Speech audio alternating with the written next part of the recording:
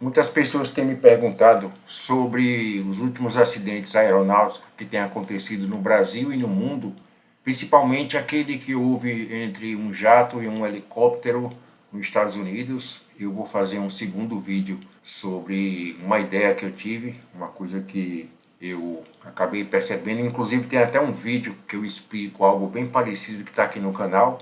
Mas eu vou falar também sobre esses acontecimentos, inclusive aquele Learjet, avião ambulância, que é semelhante a esse aí da foto, e esse avião da foto aí também é um Learjet, e tá os bombeiros aí fazendo socorros, primeiros socorros, né?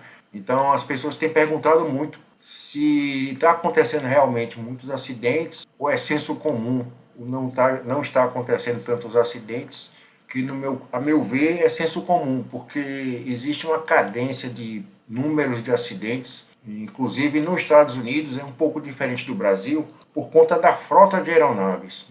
A gente tem 10% da frota do que os Estados Unidos possui. Se hoje no Brasil existe voando cerca de 20 mil aeronaves, que é mais ou menos a contagem de aviões hoje no Brasil voando, nos Estados Unidos são 200 mil aeronaves. Então, qual é a probabilidade de acontecer acidente? Num país onde tem 20 mil aeronaves ou num país onde tem 200 mil aeronaves? Claro que 200 mil aeronaves, a probabilidade de ter acidente é maior. Não que a aviação nos Estados Unidos não seja segura, mas é a probabilidade. Se onde tem mais avião, 200 mil aviões, o Brasil é a segunda maior frota com 20 mil aviões, eu estou arredondando, né? Claro que tem um pouco mais, tanto nos Estados Unidos quanto no Brasil, mas para efeito de arredondamento, o Brasil tem 10% de aviões que tem nos Estados Unidos. E lá, então, nos Estados Unidos não está acontecendo um excesso de acidentes. É o normal, é o trivial. Eu vou mostrar mais à frente, através de uma tabela, que o CENIPA publica a cada 10 anos o número de acidentes, e vocês vão ver que o número de acidentes que acontece ano a ano, ou a cada 10 anos, não é tão alto quanto se parece. Também tem esses indicadores em outros países. Os Estados Unidos também não fica longe do Brasil, não, em termos de acidente, que não é muita coisa. Então, primeiramente, as pessoas têm que imaginar, têm que pensar que está se criando aí um sensacionalismo quando acontece um acidente de alguma aeronave que voa, mas não são todas que são da mesma categoria. Por exemplo, o Learjet, que caiu nos Estados Unidos, era um avião ambulância, é um avião particular, um avião de táxi aéreo que uma pessoa aluga o avião, que não tem tanta frequência de voo, como acontece nos grandes aviões comerciais. Aqui no Brasil é Latam, Gol, Azul, Passaredo. Então as pessoas ficam morrendo de medo. Existe um sensacionalismo das pessoas acharem que o número de acidentes é muito alto, quando na verdade não é. Porque que no passado a gente não ouvia falar de tantos acidentes e hoje em dia sim. No passado não tinha celular, não tinha filmagem, não tinha WhatsApp, não tinha redes sociais, então era mais difícil. Os acidentes aconteciam da mesma forma que acontece hoje. Eu não vejo essa grande incidência de acidentes. Está dentro de uma perspectiva de acidentes normais que sempre acontece ano após ano. Então, eu sou piloto da aviação civil, eu sou psicólogo e me formei há uns 6 ou 7 anos atrás com psicologia. Hoje eu tenho uma visão diferente, uma visão mais ampla. Além de ser piloto, eu tenho uma visão como psicólogo sobre o comportamento humano. Então, assim, eu vejo algumas falhas ainda no fatores humanos, mas eu vou dizer por que os fatores humanos é o principal fator de todos os acidentes, porque ele engloba quase tudo que existe na aviação. Algumas indicações eu não vou poder dar aqui para não estender muito. Vou tentar fazer um vídeo mais rápido possível, quando esse assunto é muito difícil de ser falado. E no final desse vídeo vocês vão perceber porque é que muitos pilotos, muitos aviadores, muitos comandantes de jatos acabam não falando o porquê desse acidente. Vocês vão entender quando vocês perceberem e acompanharem todo esse vídeo aqui. Eu vou dar dois ou três exemplos aqui que são tipo anedota, mas é uma anedota que é verdadeira, é referente à aviação. Quando você vê algo parecido, tipo essa anedota que eu vou falar, pule o vídeo não, continue que você vai entender. Você vai perceber que tem tudo a ver.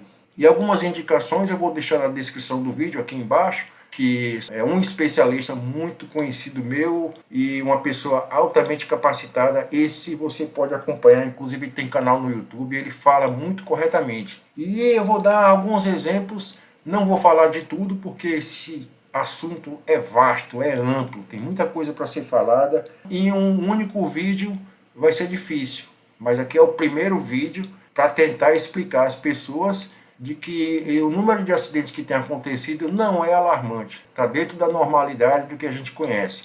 E por que é que os pilotos evitam falar dos acidentes? Vocês vão entender basicamente o porquê disso. Quando chegar nesse momento eu vou dizer, ó, é por conta disso aqui que os pilotos evitam de falar de acidentes, porque é muito difícil.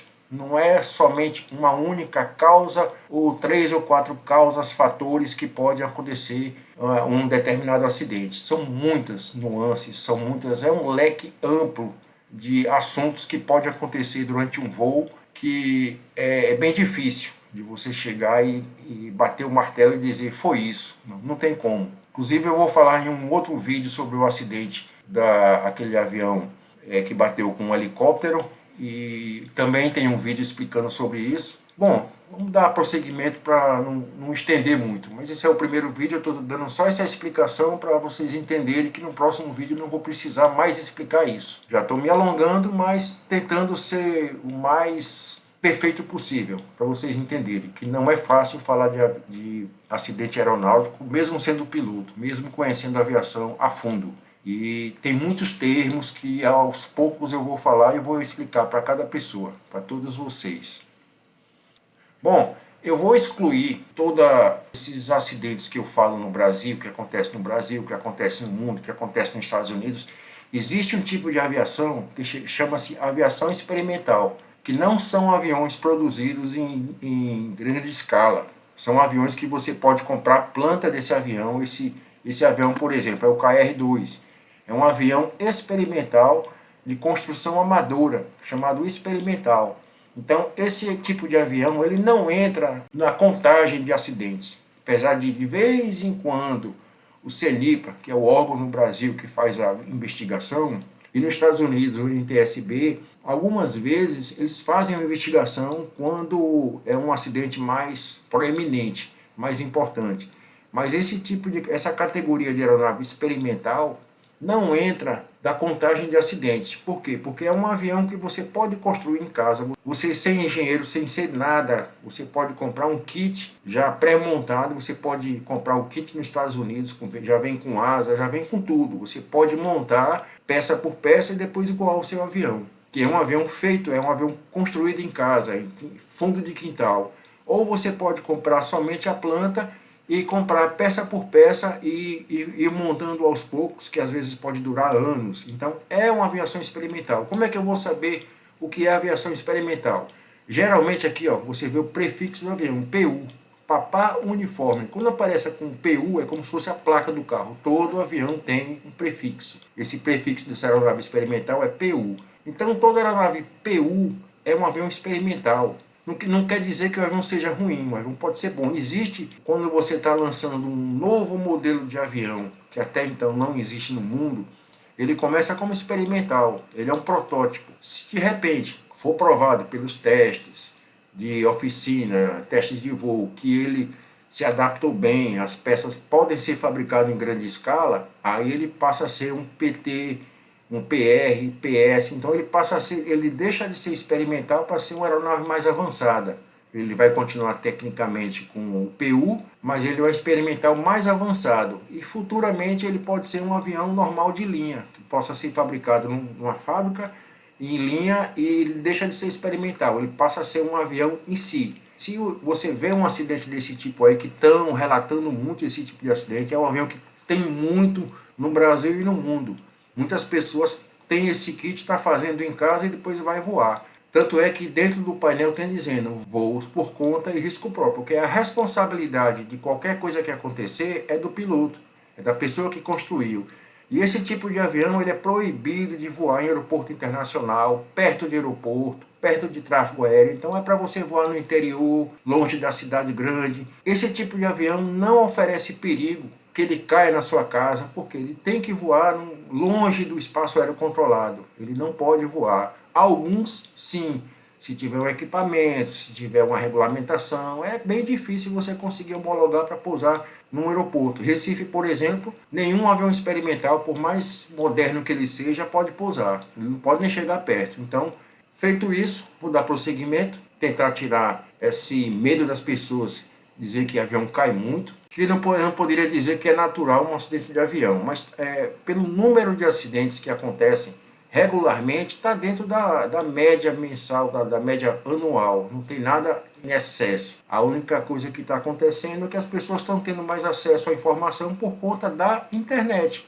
Antigamente não tinha internet, mas os números de acidentes eram o mesmo.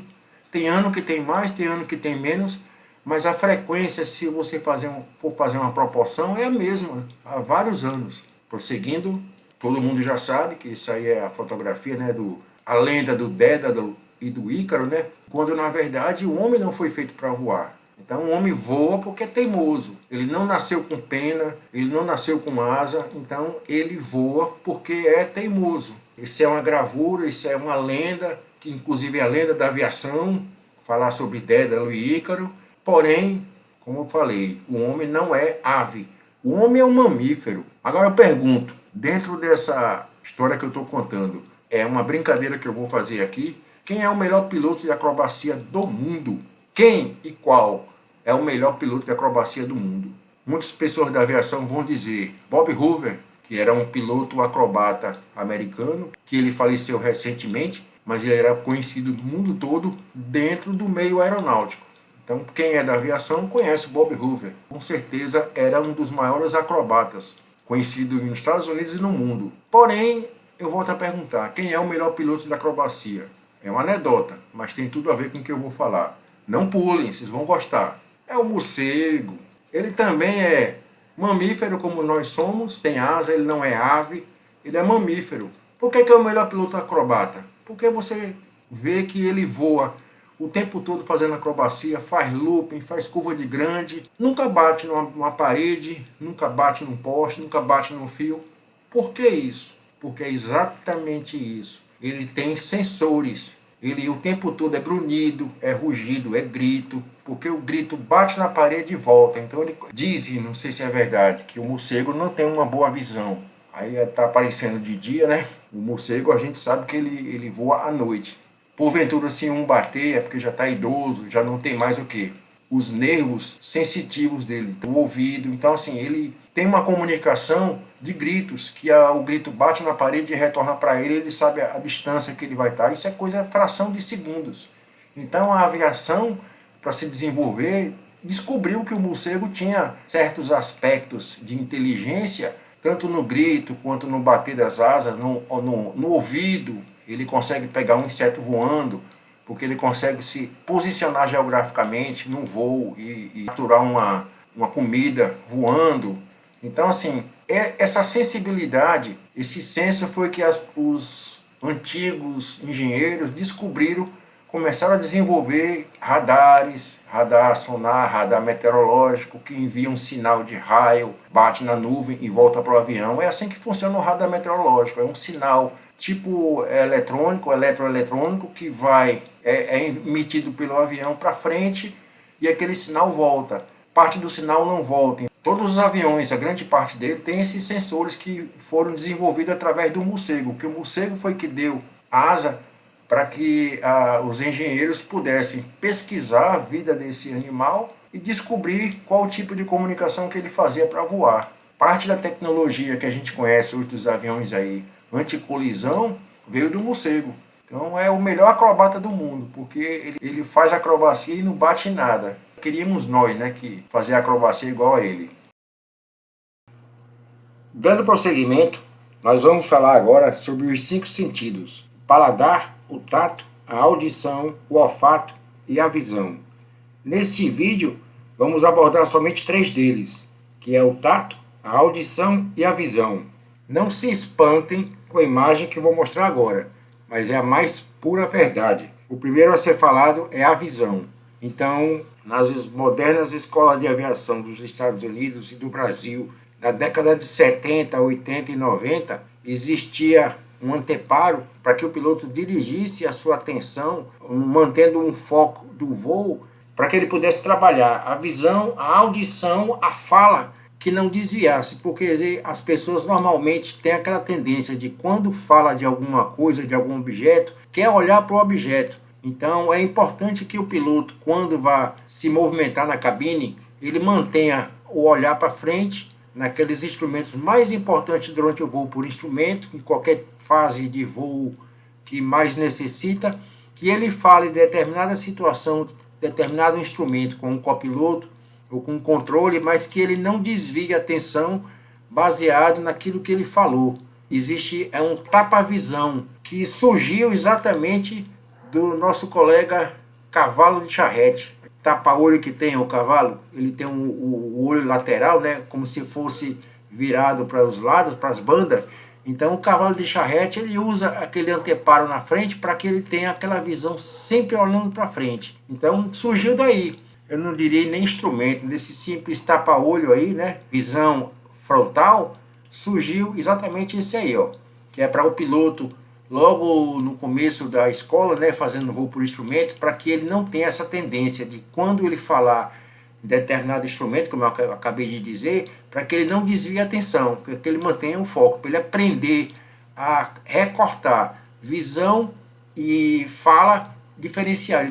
Ele tem que desunir, porque é uma tendência natural do ser humano falar de um objeto e querer olhar para o objeto. Então no voo ele tem que manter a atenção do voo, manter o que é mais importante. Na hora que ele falar daquele determinado objeto que está à esquerda ou à direita dele, ele não vai poder olhar para o objeto, para ele manter a visão. Seria recortar, seria um recorte da visão com a fala. Surgiu exatamente esse anteparo aí, ó, que foi usado muito no século passado, para tentar treinar o piloto de fazer isso aí, que eu não sei se ainda é usado nas escolas ou em simuladores, mas isso foi muito usado no passado. Eu cheguei a usar algumas vezes, do nosso coleguinha cavalo, né, cavalo de charrete, que surgiu isso aí. Então é ciência pura. Também é o voo sobre capota. O aluno ele treina o voo por instrumento em simulador. Em determinado momento, se ele estiver fazendo aquele voo visual, ele está na esquerda pilotando o avião, né, que é o lado do comandante nos aviões, nos helicópteros é à direita. Nesse caso aí, o aluno que está em instrução de voo por instrumento, de repente ele está voando numa situação totalmente sem nenhuma nuvem, mas ele tem que simular o voo real por instrumentos. Então, é chamado voo sobre capota. A cortina lateral é fechada, é colocado um pano no vidro da frente para que ele não olhe para frente, para que ele não queira piscar para o lado de fora para ver o voo da visual, mas ele está simulando um voo como se estivesse voando dentro da nuvem. E tem um instrutor que está do lado dele, que está olhando tudo lá para fora. Ele é que é obrigado a voar sobre capota, com todo esse aparato aí fechando, toda a tentativa de visualizar lá fora, para ele aprender a fazer o voo por instrumento. E como eu falei, esse voo por instrumento, ele tanto treina as habilidades dele de voo por instrumento, como também a fala que eu acabei de dizer, a fala com a visão, de recortar isso aí. Falar de uma determinada situação que ele não precisa desviar o olho, aquele tapa-olho que eu mostrei anteriormente. E também, nesse caso aí, ó, o que é que você vê aí de diferente? Tentar retirar do piloto essa tendência de segurar o manche com as duas mãos, que não é uma prática muito correta. Muita gente faz, mas geralmente o piloto tem que aprender a voar com a mão esquerda ou com a mão direita no manche. Ele faz isso aí, mas ele não é muito aceito, não é muito... Dentro de um treinamento de voo, ele tem que aprender a voar somente com uma mão, com a mão esquerda ou com a mão direita. Geralmente, como ele está aí na posição da esquerda, que é a posição do comandante, ele vai usar a mão esquerda para segurar o manche e a mão direita para fazer outras coisas, para aumentar o volume de um rádio, para tocar num botão no painel, sempre com a mão direita.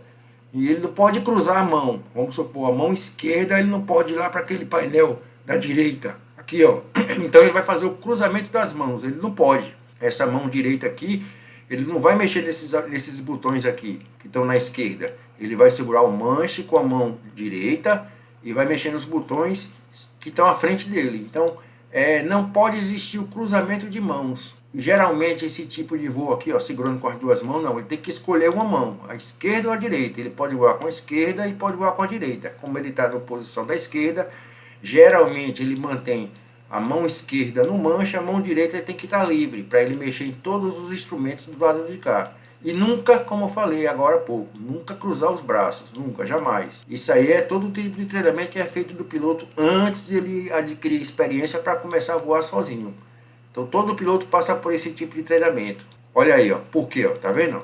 Ele está na posição do comandante, ele vai segurar com a mão esquerda o manche e com a mão direita ele está aqui, ó, tá acelerando. Ele vai acelerar, ele vai mexer no botão do lado de cá, do lado da esquerda, ele vai mudar alguma frequência, vai fazer, anotar algum documento. Se de repente ele for canhoto, ele vai segurar com a mão direita no manche aqui, vai anotar porque ele é canhoto e vice-versa. Ou ele não pode cruzar o braço. Aqueles instrumentos que estão lá no final, ele vai usar a mão esquerda, ele não vai usar a mão direita. Ele tem que aprender a pegar a mão direita, segurar o manche, pegar a mão esquerda e ir lá no botão. Sempre dessa forma aqui. Então é como se você tivesse aqui, ó, na reta dele do painel, você cruza uma linha imaginária. Então dessa linha imaginária para a esquerda, sempre quem vai comandar tudo aqui nesse painel é a mão esquerda. Dessa linha imaginária para a direita, somente essa mão direita que vai usar esse instrumento aqui. Ele nunca pode estar cruzando a mão aqui, vamos supor, a mão esquerda mexer nesse painel de cá, e a mão direita mexer naquele painel de lá. Não, jamais, nunca. Então essa é a posição correta, que o piloto vai ter sempre uma mão livre para fazer uma outra coisa. E evitar esse tipo de voo aqui, ó. Isso aqui só faz trazer um mau costume para o piloto. Piloto que sabe voar avião, ele só usa uma mão. É difícil você, praticamente impossível você ver um piloto voando com as duas mãos assim. Praticamente impossível. Não é muito corriqueiro, não. É muito difícil você encontrar esse tipo de situação. Isso aqui é pano de aluno. Pano de aluno no início da instrução de piloto. Vamos dar prosseguimento, já deu a pulada melhor. Luzes da cidade. Olha aí, ó. À noite, você voando à noite, com um tempo bom, com uma visibilidade boa, você tem uma certa dificuldade, dependendo da cidade, de observar alguma elevação. São quantas luzes piscando, luzes andando para um lado e para o outro, uma visão boa, você não consegue às vezes distinguir um prédio, uma montanha, um morro. Já imaginou você sobrevoar a cidade de Salvador, sobrevoar a cidade do Rio de Janeiro? Você não consegue ver elevação. Praticamente você vai ver um plano cheio de luzes piscando, parece mais uma discoteca. Isso com tempo bom. Porque se o tempo se você tiver chuvoso, essas luzes aqui, quando bate na nuvem, ela cria uma parede de iluminação imensa. Vamos supor, às vezes você se encontra numa situação onde você está voando no meio de duas nuvens, uma nuvem que está embaixo do avião e a nuvem que está em cima, e você tem um campo visual ao longo aqui, como se estivesse dentro de um sanduíche. Você é a carne do sanduíche, em cima tem nuvem, embaixo tem nuvem e você está no meio. Qual é a tendência dessas luzes aqui embaixo? É refletir em cima. Aí o que acontece é isso aqui, ó. Você voando em duas camadas de nuvens, uma embaixo e outra em cima, e você está no meio, tem uma certa visibilidade boa, você vai ver todo o reflexo dessas luzes aqui embaixo na parte de cima. Então o piloto pode ter aquela tendência de querer achar que o que está em cima é o verdadeiro e o que está embaixo é o falso. Ele vai querer, de repente, vai entrar no voo de dorso. E geralmente, nesse tipo de voo, que você está entre duas camadas de nuvem, a de baixo e a de cima reflete muito mais a luz que está embaixo, que é a luz real. De repente aqui tem uma boa camada de nuvens aqui, ó. Você está vendo a nuvem toda iluminada. A nuvem toda iluminada, você não consegue mais ver os pontos, nuvem, não consegue ver morros, mas consegue ver uma nuvem aqui embaixo totalmente iluminada, grande. E essa nuvem de cima, que é igual à nuvem de baixo, ele reflete muito mais as luzes, né, do que essa nuvem aqui de baixo. Então você tem aquela tendência da visão te mostrar uma situação que não é real. Então as luzes de baixo, recapitulando, as luzes de baixo, quando voando nesse tipo de nuvem, você está no meio do sanduíche de nuvem, né? Você pegou uma certa visibilidade boa nesse sanduíche. Em cima, as nuvens que tiver em cima, elas vão refletir muito mais forte as luzes que da cidade. Então você vai ver aqui uma camada de nuvem embaixo toda iluminada, mas com uma baixa iluminação. E a camada de cima muito mais refletida do que a camada de baixo. A tendência do piloto é a visão. Na verdade, o que acontece? A visão atrapalha você e engana você. Você aqui está voando reto nivelado, quando você vê a camada de nuvem em cima, que você às vezes nem sabe se está em cima ou está embaixo. Tem que confiar no horizonte artificial. A camada de cima fica bem mais iluminada, você tem aquela tendência de querer girar o avião para alinhar essa camada aqui como se fosse um voo reto nivelado. Aí você vai estar o quê? Voando de dorso. Então até a visão atrapalha também. Os 3 sentidos, que é o tato, é a mão que eu acabei de falar, que é a audição, barulho de motor, barulho de nuvem, barulho de raio. Você não consegue escutar o barulho da cidade, mas fonia, tudo que você está escutando dentro da cabine, você tem que educar a audição, você tem que educar principalmente a visão.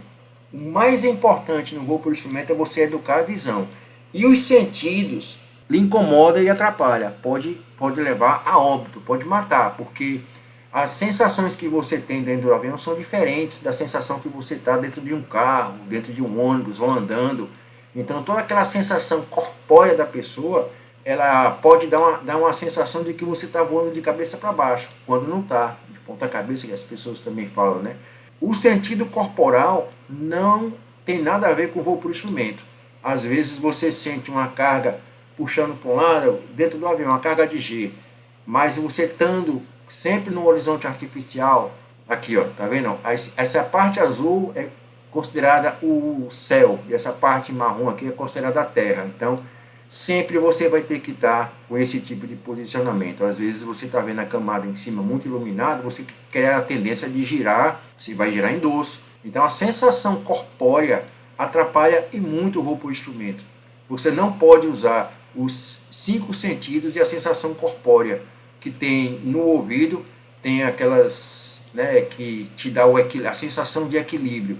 Até mesmo o ouvido, que tem aqueles nervos do ouvido, pode te dar uma sensação falsa de que você está voando em ângulo, em curva. O que vai te dar realmente a realidade do voo é esse aqui, o horizonte artificial, e não a sensação corpórea, que mata muita gente. Muita gente que não sabe voar por instrumento acaba entrando em atitude anormal, voo em faca, que é voo de lado, voo invertido, pensando que está voando normal, que ele está corrigindo, ele não está. Em si, o voo por instrumento, você tem que obedecer o que está aqui, ó, no painel. Entendeu? A sensação é essa. Aqui embaixo também, aqui, ó, esse aqui em cima é o principal e aqui embaixo é um instrumento de backup.